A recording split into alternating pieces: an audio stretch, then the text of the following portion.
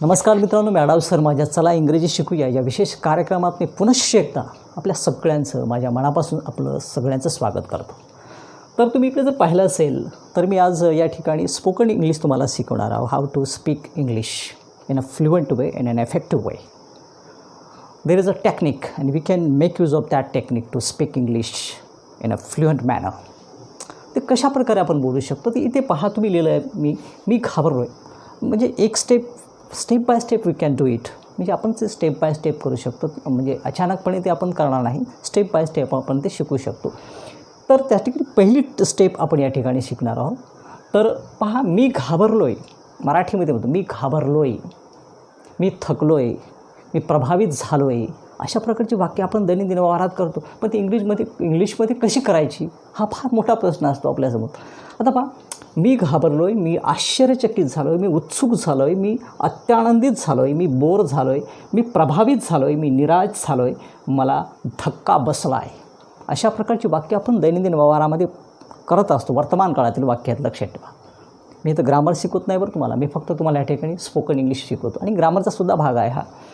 तर मग मी झालो आहे, मला धक्का बसला आहे असं जर म्हणायचं तर कसं म्हणायला पाहिजे?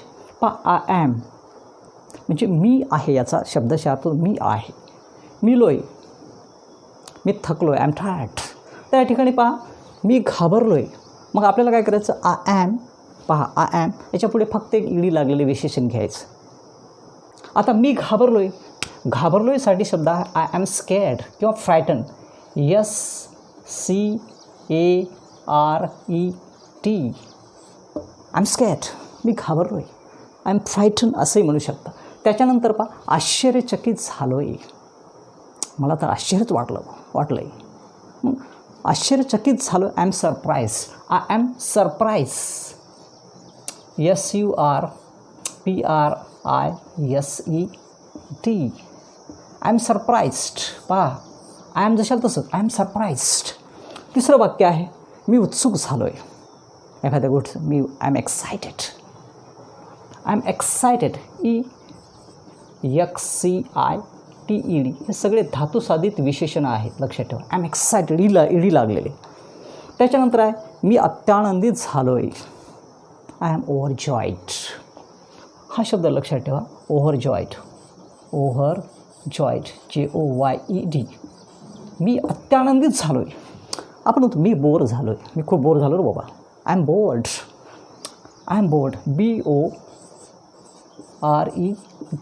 I am bored. पहा, आय एम जशाल तसं आय एम बोर्ड. त्याच्यात मी प्रभावित झालो आहे.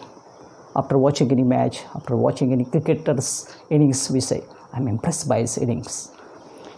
मी प्रभावित झालो. I am impressed. IMPRESSED. Impressed. मी निराश झालो आहे. I am disappointed. DISAPPOINTED.